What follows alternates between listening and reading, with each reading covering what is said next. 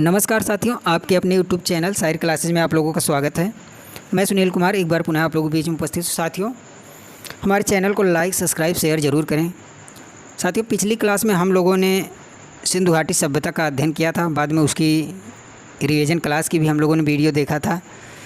चलिए आज हम लोग अगली सभ्यता वैदिक सभ्यता के बारे में पढ़ते हैं। चलिए क्लास को शुरू करते हैं। देखिए, वैदिक सभ्यता या आर्य सभ्यता, सबसे पहले हम लोग समझ लेते हैं कि वैदिक सभ्यता इसका नाम क्यों पड़ा। अब देखिए, जो ये सभ्यता है इसकी अधिकांश जानकारी हम लोगों को वेदों से प्राप्त होती है, इसलिए इसको क्या कहा गया, वैदिक सभ्यता कहा गया। और इसी को आर्य सभ्यता भी कहा जाता है।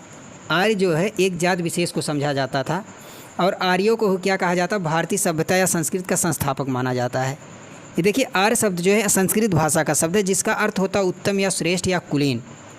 कुलीन का अर्थ अपने उच्च में कुलीन, जो अपने गुणों में कुलीन हो, अच्छा हो, उसी को कुलीन कहा जाता है। चलिए आगे हम लोग देखते हैं। देखिए क्या कह रहा है कि सिंधु सभ्यता के पतन के बाद जिस सभ्यता का विकास हुआ उसको वैदिक सभ्यता या आर्य सभ्यता के नाम से जाना जाता है। अब देखिए, भारत का इतिहास एक प्रकार का आर्य जात का इतिहास है। चलिए आगे हम लोग देखते हैं। देखिए, भारत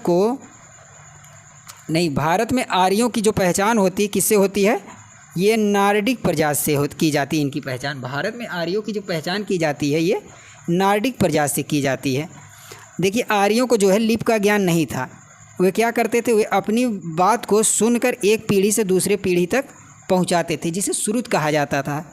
इसलिए वैदिक साहित्य को भी क्या कहा गया, श्रुत साहित्य कहा गया। इसका एक अन्य नाम संहिता भी है। अब देखिए, आर्यों के मूल स्थान की बात जो होती है, इनका मूल स्थान था, ये लोग भारत में कहाँ से आए, तो जो विद्वान सभी का क्या है, अलग अलग मत मिलता है।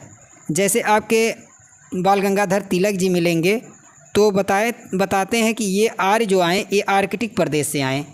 इनका मूल जो निवास स्थल था वो कहाँ था, उत्तरी ध्रुव था। विलियम जोन्स बताते हैं यूरोप। फिर आपके स्वामी दयानंद सरस्वती तिब्बत में बताते हैं।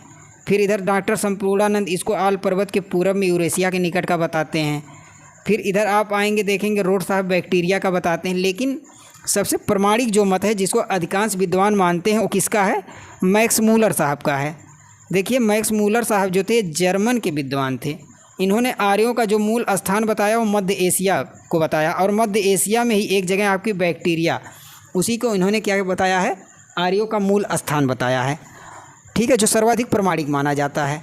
चलिए आगे देखते हैं। देखिए, भारतीय इतिहास में 1500 ईसा पूर्व से 600 ईसा पूर्व तक के समय को, कालखंड को या समय को क्या कहा जाता है, वैदिक सभ्यता के नाम से जाना जाता है। अब देखिए, जो हमारी वैदिक सभ्यता है इसको हम लोग दो खंडों में रिवीजन करेंगे। देखिए, इसको दो कालखंडों में बांटा गया। पहला इसका भाग है ऋग्वैदिक काल, जिसका समय 1500 से 1000 ईसा पूर्व। दूसरा आपका उत्तर वैदिक काल, जिसका समय है 1000 से 600 ईसा पूर्व। चलिए आगे कुछ चीज़ों को और देखिए। देखिए, आर्य संस्कृत भाषा का शब्द है जिसका अर्थ होता है श्रेष्ठ या कुलीन। कुलीन का अर्थ होता है अच्छे गुणों वाला। अब देखिए, आर्य शब्द का उल्लेख क्या है, आपके वेदों में 36 बार हुआ है।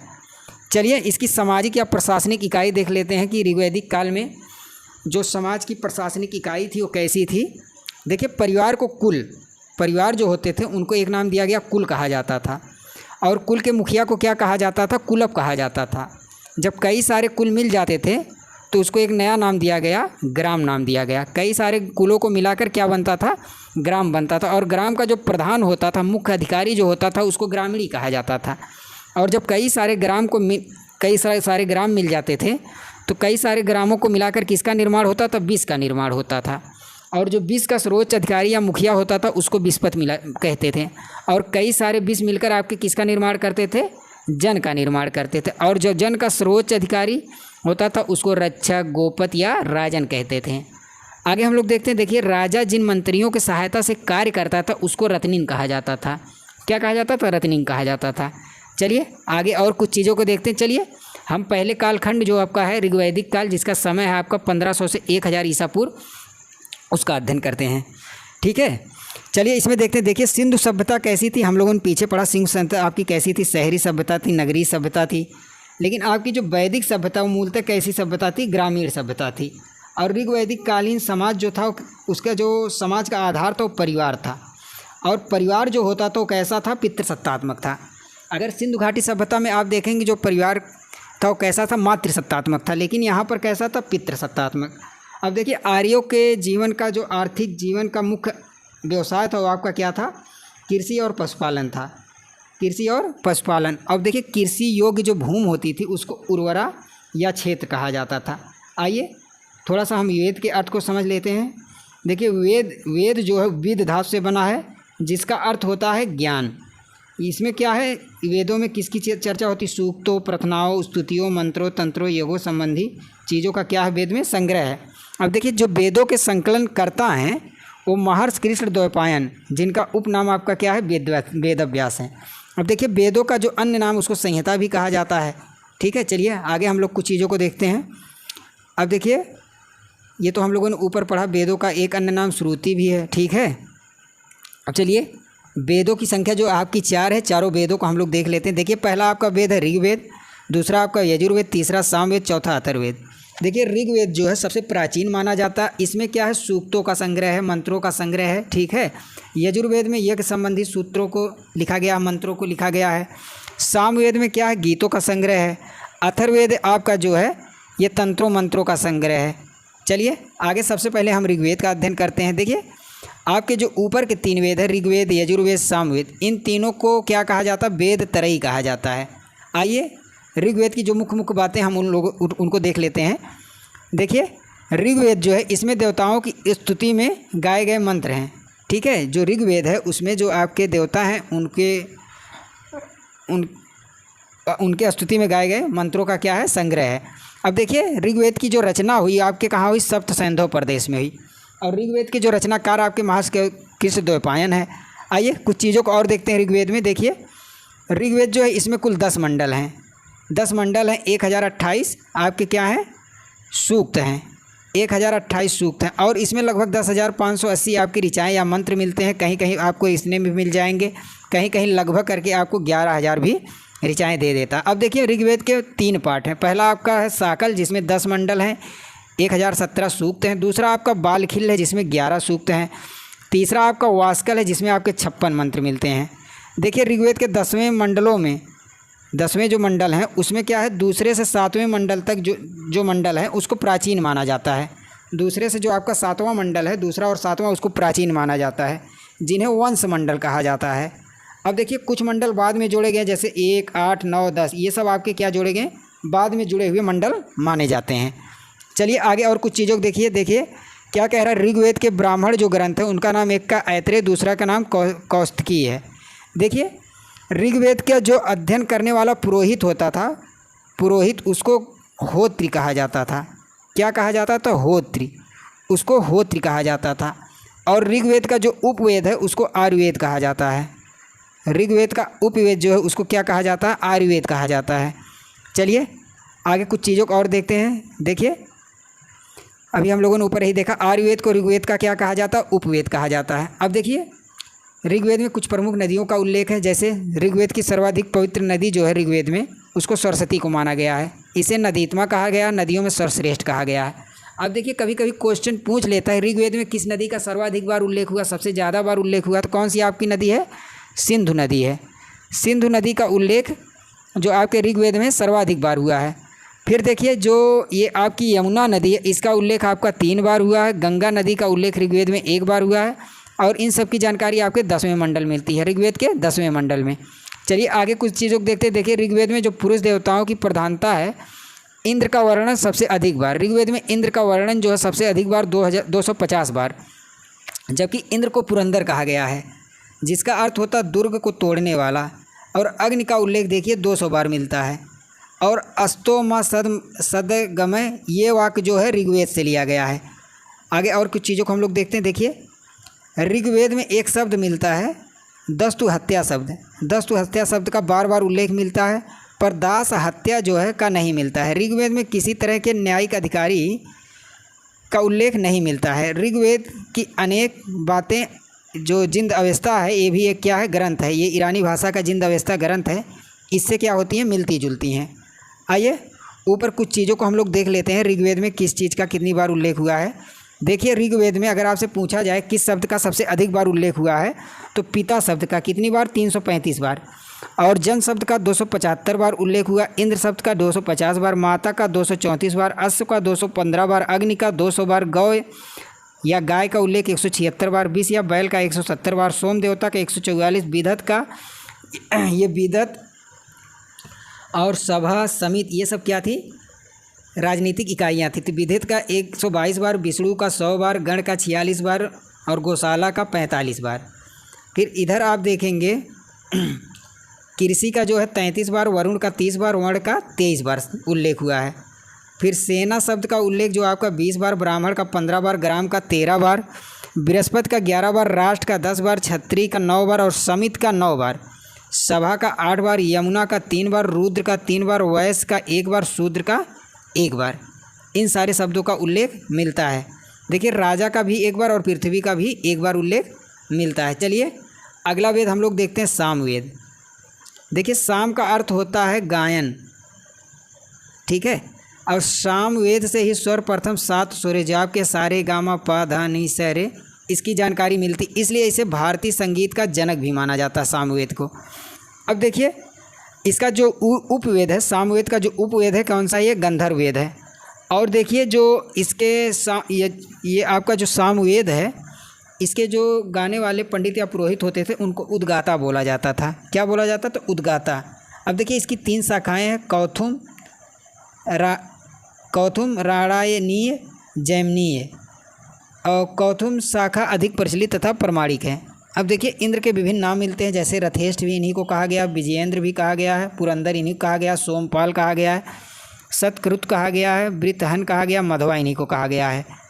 आइए आगे और कुछ चीज़ों को हम लोग देखते हैं।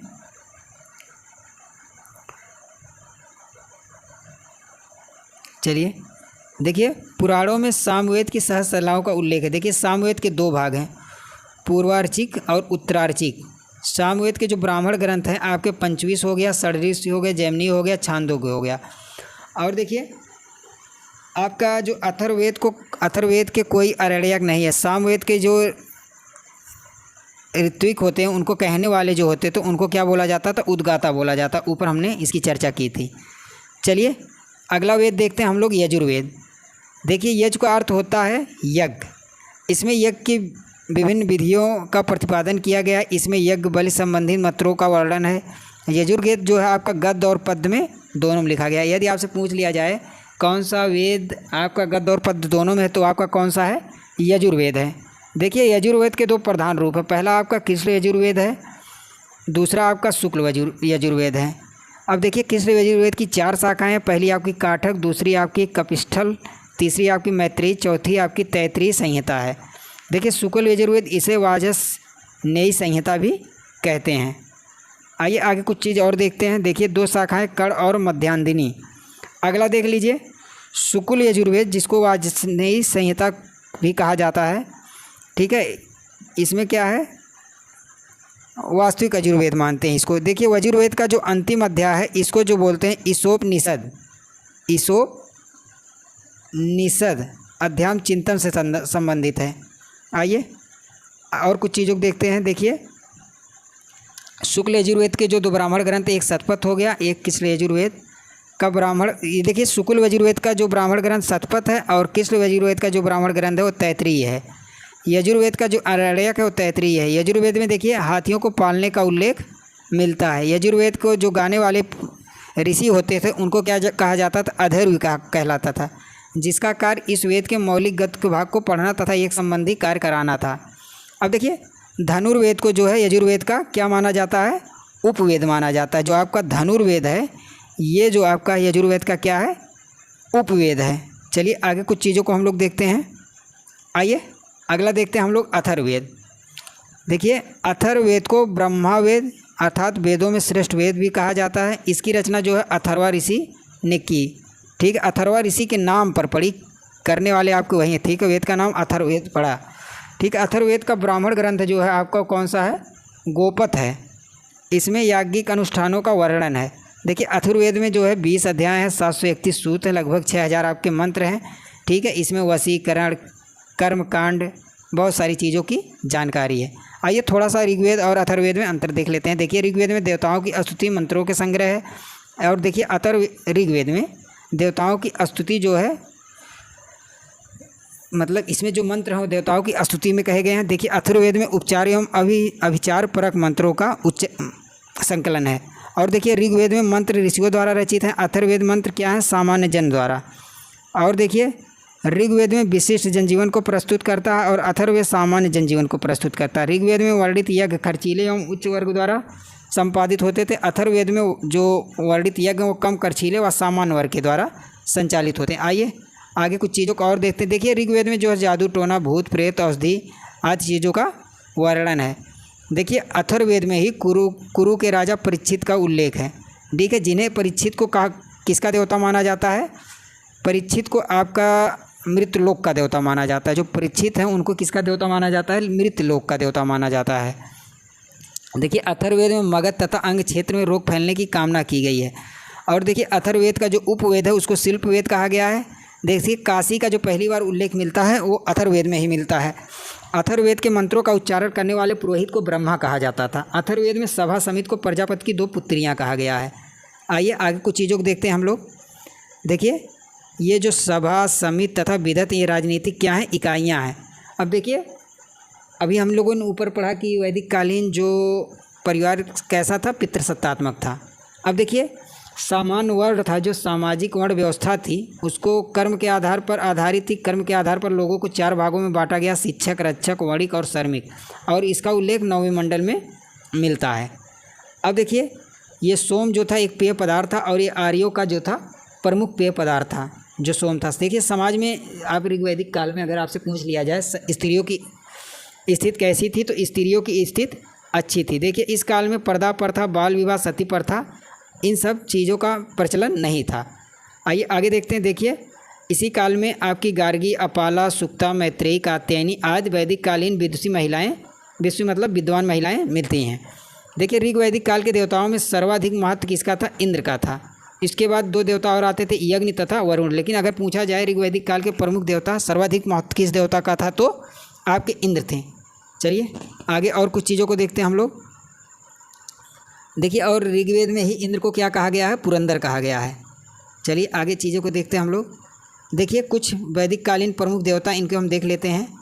देखिए ये जो मारुत थे आधी तूफान के देवता माने जाते हैं। पर्जन्य जो वर्षा के, सरस्वती जो नदी देवी विद्या की देवी मानी जाती। पूषण जो थे पशुओं के देवता और यही उत्तर वैदिक काल में हो जाएंगे शूद्रों के देवता। अरण्य जंगल की देवी होती थी। यम जो होते थे मृत के देवता होते थे। मित्र जो है शपथ एवं प्रतिज्ञा के देवता होते थे। अश्विनी चिकित्सा के देवता। सूर्य जो होते जीवन देने वाले। और त्वचा धातुओं के देवता। आर्ष जो है विवाह और संधि के देवता। विव स्थान जो है देवताओं के जनक। और सोम जो है वनस्पति के देवता माने जाते थे। आइए आगे कुछ चीज़ों को देखते हैं। देखिए ऋग्वेद में उल्लेखित शब्द अभी हम लोगों ने ऊपर देखा था कौन कितनी बार उल्लेखित है। ठीक है, चलिए इसको छोड़ते हैं, हम लोग आगे बढ़ते हैं। अब देखिए थोड़ा सा भौगोलिक विस्तार देख लेते हैं कि आर्य जब भारत में आए सबसे पहले उन्होंने किस प्रदेश को अपना निवास स्थान बनाया, कहाँ पर वो रुके। देखिए भारत में आर्य सर्वप्रथम सप्त सिंधु प्रदेश में आकर बसे। इसी प्रदेश में प्रवाहित होने वाली 7 नदियों का उल्लेख ऋग्वेद में मिलता है। ऋग्वेद में नदियों का उल्लेख मिलता है। नदियों से आर्यों को भौगोलिक विस्तार का क्या होता है पता चलता है। अभी ऊपर हम लोगों ने पढ़ा ऋग्वेद की सबसे पवित्र नदी सरस्वती। और ऋग्वेद में सबसे अधिक बार किस नदी का उल्लेख मिला है, तो वो आपकी कौन सी है, सिंधु नदी है। यमुना का 3 बार, गंगा का 1 बार उल्लेख मिला है। देखिए सप्त सिंधु प्रदेश के बाद आर्यों ने कुरुक्षेत्र के निकट के प्रदेशों पर कब्जा किया। इस क्षेत्र को ब्रह्मवर्त कहा जाने लगा। यह क्षेत्र सरस्वती व दशवती नदियों के बीच में पड़ता है। चलिए देखिए इसी क्षेत्र की 7 नदियों का उल्लेख ऋग्वेद में प्राप्त होता है। पहली नदी आपकी सिंधु जिसे सरस्वती कहा जाता है। शतुद्री जिसे वर्तमान में सतलज कहा जाता है। विपाशा को वर्तमान में ब्यास कहा जाता है। परुशड़ी को रावी और अस्किनी को चिनाब और वितस्ता को झेलम। ये ठीक है, ऋग्वेद में इन सब का उल्लेख मिलता है। आइए एक बार फिर से इन नदियों का प्राचीन और आधुनिक नाम हम लोग देखते हैं। देखिए शतुद्री का आधुनिक नाम जो है सतलज, अस्किनी का चिनाब, विपाशा का ब्यास, कुंभा का काबुल, सदानीरा का गंडक, सुवस्त का स्वास्थ्य, परुशड़ी का रावी, वितस्ता का झेलम और गोमती का क्या है, गोमल आधुनिक नाम है। आइए कुछ चीज़ों को और देख लेते हैं। देखिए ऋग्वेद में जो है ऋग्वेद में सिर्फ आप पढ़ेंगे तो ऋग्वेद में ही अकेले 25 नदियों का उल्लेख मिलता है। और ऋग्वेद में सबसे ज़्यादा उल्लेख सिंधु नदी का मिलता है। किसका, सिंधु नदी का। और चारों वेदों में लगभग 31 नदियों का उल्लेख पाया जाता है। इनमें सबसे अधिक जो है नदियाँ जो हैं उनका उल्लेख ऋग्वेद में मिलता है। आइए आगे और कुछ चीज़ों को देखते हैं। अभी हम लोगों ने देवता के बारे में ऊपर पढ़ा, अब देखिए ऋग्वैदिक व्यवस्था कैसी थी उसको देख लेते हैं। ऋग्वैदिक अर्थव्यवस्था कैसी थी? देखिए ऋग्वैदिक अर्थव्यवस्था जो थी वो कृषि एवं पशुपालन पर आधारित थी। गेहूं की खेती की जाती थी। इस काल के लोगों का मुख्य संपत्ति क्या थी? गोधन या गाय थी। गोधन या गाय थी। देखिए ऋग्वैदिक काल में जो है हल के लिए लांगल शब्द और शीर शब्द का प्रयोग मिलता है। हल के लिए लांगल और शीर शब्द का प्रयोग मिलता है। देखिए उपजाऊ भूमि को उर्वरा कहा जाता था। ऋग्वेद के चौथे मंडल में संपूर्ण मंत्र कृषि कार्यों से संबंधित। अगर आपसे पूछा जाए ऋग्वेद का चौथा मंडल में किस चीज़ की चर्चा है, तो ऋग्वेद के चौथे मंडल में आपके संपूर्ण कृषि क्षेत्र की जानकारी मिलती है। देखिए ऋग्वेद में गव्य एवं गभपति ये किसके लिए प्रयुक्त किए गए हैं? चारागाह के लिए। और सिंचाई के कार्य नहरों के लिए।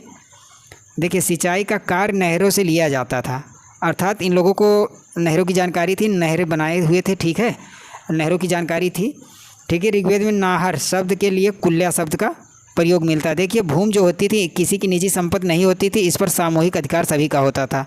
अब देखिए ऋग्वैदिक अर्थव्यवस्था का सबसे मुख्य आधार कृषि और पशुपालन था। देखिए घोड़ा जो था आर्यों का सबसे प्रिय और उपयोगी पशु था।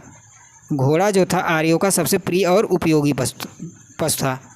देखिए आगे कुछ चीज़ों को हम लोग देख लेते हैं। देखिए वाणिज्य व्यापार पर पहाड़ियों का एकाधिकार था। व्यापार स्थल और जलमार्ग दोनों से होता था।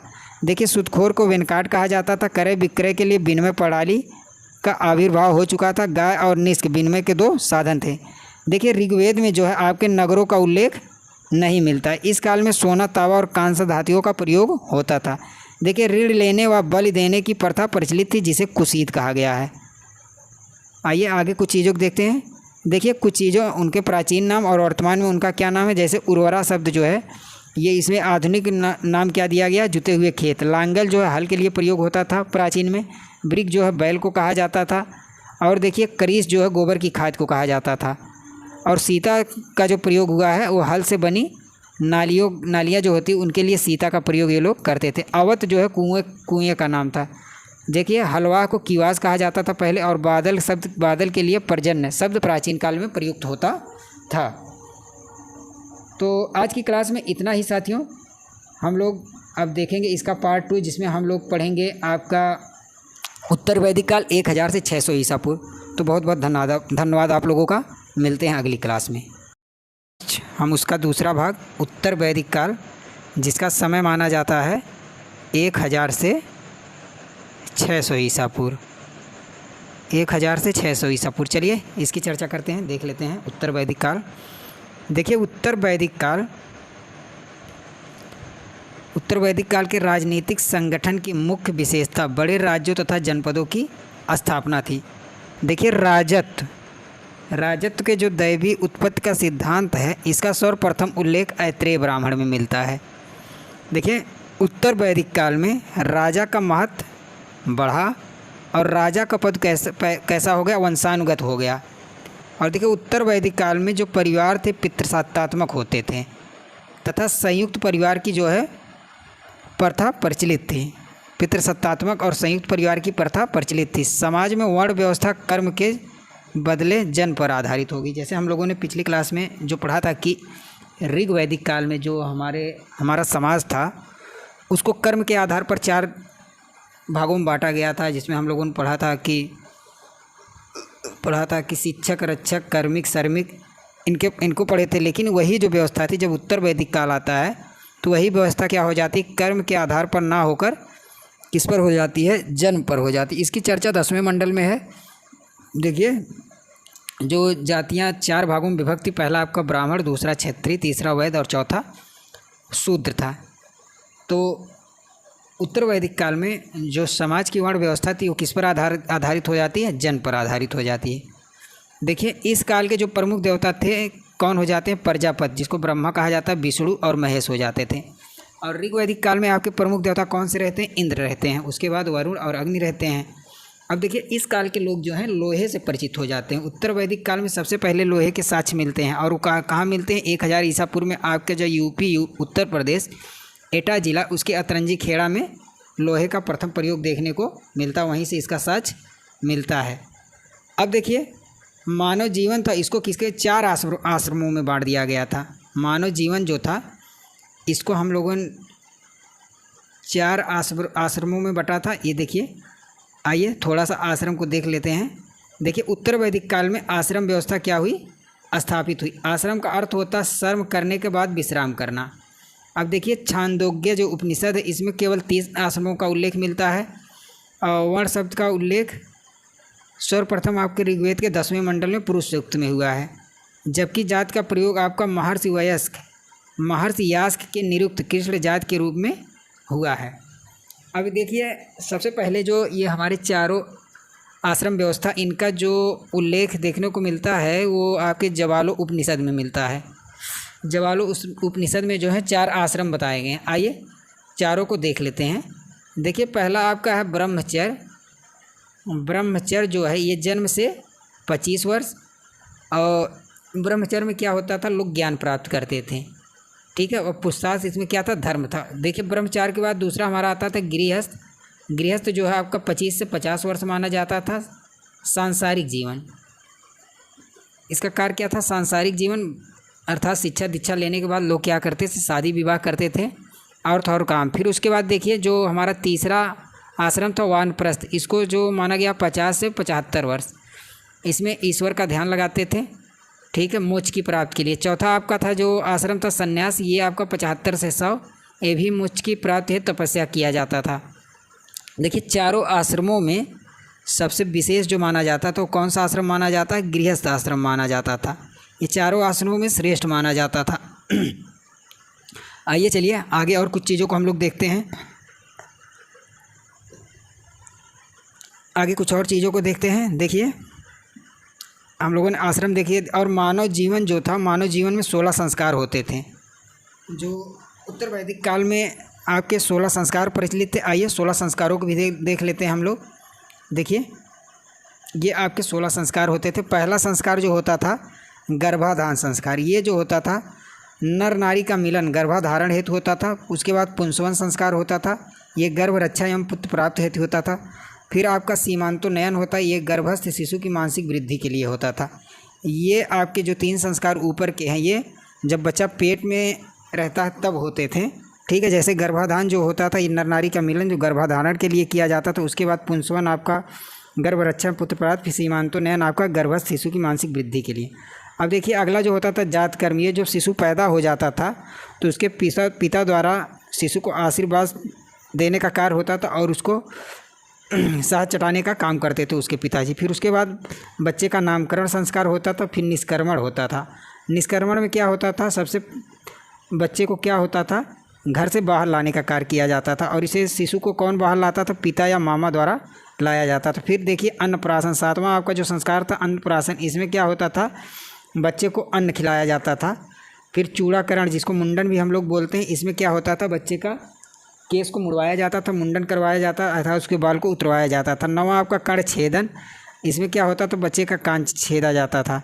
फिर विद्या आरंभ जो आपका 10वां संस्कार होता था विद्या आरंभ, इसमें क्या होता था, गुरु के पास जाकर शिशु को अक्षर ज्ञान कराने का संस्कार दिया जाता था, कर्म होता था। देखिए अगला होता था उपनयन। इसमें क्या होता था, यज्ञोपवीत जिसको जनेऊ बोलते हैं, इसको धारण करके बालक क्या होता था, ब्रह्मचर्य आश्रम में प्रवेश करता था। फिर वेदारंभ होता था। इसमें क्या होता था, बच्चा वेदों को पढ़ने का काम करता था। फिर समापवर्तन होता था। देखिए उसके बाद समापवर्तन में क्या होता था, लड़का क्या होता था, शिक्षा पूरी कर जो मेघ चर्म होता था दंड आदि को जल में फेंक कर घर को लौट आता था। फिर उसके बाद आपका होता था कौन सा, पाणिग्रहण संस्कार, विवाह संस्कार जिसको बोलते हैं। ये 25 वर्ष पूर्ण होने पर विवाह कर गृहस्थ आश्रम में प्रवेश करता था। फिर उसके बाद आपका 15वां होता था वानप्रस्थ आश्रम, इसको बोला जाता था। ये वानप्रस्थ आश्रम आपका 50 वर्ष पूर्ण होने पर वन में प्रस्थान कर मोक्ष की प्राप्ति के लिए किया जाता था। फिर आपका देखिए जो होता था 16वां संस्कार अंत्येष्टि, इसको अंतिम संस्कार या दाह संस्कार या दाह संस्कार बोला जाता था, अंतिम संस्कार। चलिए आगे और कुछ चीज़ों को हम लोग देखते हैं। 16 संस्कारों को हमने देख लिया। अब देखिए कुछ चीज़ें और देख लेते हैं। ये जो आपके बालक का जो विद्यारंभ संस्कार होता था, ये माता द्वारा शिशु को गायत्री मंत्र के उच्चारण द्वारा होता था। उपनयन संस्कार जो होता था सिर्फ 3 वर्गों का होता था, ब्राह्मण, क्षत्रिय वैश्य। देखिए ब्राह्मण का जो उपनयन संस्कार होता था वो 8 वर्ष में, क्षत्रिय का 10 और वैश्य का 12 वर्ष में। अब देखिए स्त्री और शूद्रों का उपनयन संस्कार नहीं होता था और इनको पढ़ने का भी अधिकार नहीं था। अब देखिए उत्तर वैदिक काल में जो है 8 प्रकार के विवाह प्रचलित थे, ठीक है, जिसमें सबसे प्रशंसनीय विवाह जो आपका था प्रजापत्य विवाह था। अब देखिए ये ऊपर के 4 विवाह जो आपके प्रशंसनीय विवाह माने जाते हैं, नीचे के 4 विवाह आपके अप्रशंसनीय विवाह होते थे। अब देखिए ब्रह्म विवाह, दैव विवाह, आर्ष विवाह, प्रजापत्य विवाह, उसके बाद असुर विवाह, गंधर्व विवाह, राक्षस विवाह और पैचास विवाह। अब देखिए ब्रह्म विवाह जो होता था, ब्रह्म विवाह में समान वर्ण का विवाह, इसमें क्या होते थे, एक वर्ण के लोग शादी करते थे और इसमें क्या होता था, कन्या को कुछ मूल्य दिया जाता था, कन्या का मूल्य देकर। फिर उसके बाद दैव विवाह आता था, इसमें जो होता था यज्ञ करने वाले जो होते थे पंडित पुरोहित, ठीक, उनका विवाह कन्या के साथ हो जाता था। आर्ष विवाह जो होता था, आर्ष विवाह में कन्या के पिता को वर एक जोड़ी बैल प्रदान करता था और फिर कन्या से शादी करता था। अब देखिए जो प्रजापत्य विवाह था सबसे प्रशंसनीय यही था प्रजापत्य विवाह, ये बिना लेन देन के योग्य वर का विवाह होता था। अब देखिए ये अप्रशंसनीय विवाह असुर विवाह, असुर विवाह क्या होता था, कन्या को उसके माता पिता से इसमें खरीद लिया जाता था, उसके बाद शादी की जाती थी, जैसे राजा दशरथ और कैकेयी का विवाह। फिर देखिए गंधर्व विवाह, इसको आधुनिक भाषा में कहे तो प्रेम विवाह होता था, इसमें अगर लड़का लड़की एक दूसरे से प्रेम करते हो शादी कर सकते थे, उसे गंधर्व विवाह बोला गया, जैसे दुष्यंत और शकुंतला का विवाह। राक्षस विवाह होता था, जैसे क्या होता था, पराजित जो राजा होते थे उनकी पुत्री बहन या बीवी से उनकी इच्छा के विरुद्ध जाकर शादी कर लेना, उसी को राक्षस विवाह बोला जाता था। अगला हमारा होता था पैशाच विवाह। पैशाच विवाह क्या होता था, ये विश्वासघात द्वारा किया जाता था। अब देखिए उत्तर वैदिक काल में जो थी नर बल, पशु बल, सती प्रथा, बाल विवाह, नियोग प्रथा आदि क्या थी, प्रचलन में थी। अब देखिए नियोग प्रथा क्या होता था, किसी स्त्री का पति जब मर जाता था तो उसकी शादी उसके देवर से करा दी जाती थी, इसी को नियोग प्रथा बोला जाता था। तो ये सब कुरीतियाँ उत्तर वैदिक काल में प्रचलित थी, नर बल, पशु बल, सती बल प्रथा, बाल विवाह, नियोग प्रथा।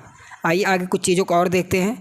देखिए उत्तर वैदिक काल में कुछ आए परिवर्तन, उनको भी देख लेते हैं क्या क्या परिवर्तन हुए थे। देखिए उत्तर वैदिक काल में जो है कृषि लोगों का क्या थी, मुख्य व्यवसाय बन गई। खेती की प्रक्रिया शुरू करने के लिए धार्मिक अनुष्ठान प्रारंभ किए गए। यह भी कहा गया कि हल चलाने के लिए 6 व 8 जोड़े बैल जोते जाते थे। फिर भैंसे की खेती के उद्देश्य से घरों में पाला जाता था, भैंस होते थे इनको खेती के उद्देश्य से पाला जाता था। अब देखिए दलदली भूमि पर हल चलाने के लिए पशु बहुत ही उपयोगी होता था। इंद्र देवता को इस काम में नया उपनाम कृषि का देवता दिया गया। देखिए उत्तर वैदिक काल में आर्य सभ्यता का विस्तार, एक मुख्य तत्व 1000 ईसा पूर्व के आसपास लोहे का प्रयोग की शुरुआत होना था। उत्तर वैदिक काल में लोग आयस नाम की जिस धातु से परिचित थे वो शायद तांबा या कांसे से रही होगी। उत्तर वैदिक काल में आयस तथा श्याम के विशेषण शब्द से जोड़ा गया, जिसका आशय इसे लोहे के संकेतक से जाना जाता। अभी हम लोगों ने ऊपर पढ़ा कि लोहे के साथ सबसे पहले 1000 ईसा पूर्व आपके एटा जिले के अतरंजी खेड़ा में मिलते हैं। आइए कुछ चीज़ों को और देख लेते हैं। देखिए इस सब की चर्चा हम लोगों ने ऊपर कर लिया है, आइए नीचे हम लोग देख लेते हैं। देखिए हाँ एक चीज़ यहाँ पर हम लोग देख लेते हैं। देखिए जो लड़की जीवन भर कुमारी रहती थी उसको अमाजू कहा जाता था। एग्जाम में बहुत बार पूछा गया कि उत्तर वैदिक काल में जो लड़कियाँ कुंवारी रहती थी, शादी नहीं करती थी, उनको क्या कहा गया, तो उनको अमाजू कहा गया था। देखिए ये तो हम उत्तर वैदिक काल पढ़ रहे हैं। देखिए ऋग्वैदिक काल में भी दो प्रकार के विवाह होते थे, एक अनुलोम विवाह, दूसरा प्रलोम विवाह। देखिए अनुलोम विवाह में पुरुष उच्च वर्ण का होता था, कन्या निम्न वर्ण की होती थी, और प्रलोम विवाह में पुरुष निम्न वर्ण का होता था, कन्या उच्च वर्ण की होती थी। तो आइए आगे और कुछ चीज़ों को हम लोग देखते हैं।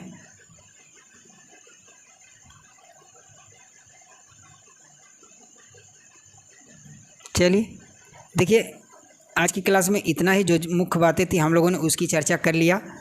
तो इसके आगे उत्तर वैदिक काल में बहुत सारी कुरीतियाँ, पाखंड जैसे फैल गए थे, जैसे हम लोगों ने अभी पढ़ा कि पशु बल, नर बल, सती प्रथा, बाल विवाह, नियोग प्रथा, ये सब क्या थी, आज कुरीतियाँ प्रचलित थी। तो इन्हीं के विरोध में कुछ नए धर्मों का उदय होता है, जैसे आपका बौद्ध धर्म हो गया, जैन धर्म हो गया। तो आगे हम लोग अब जैन धर्म पढ़ेंगे, उसके बाद बौद्ध धर्म पढ़ेंगे। बहुत बहुत धन्यवाद साथियों, मिलते हैं अगली क्लास में।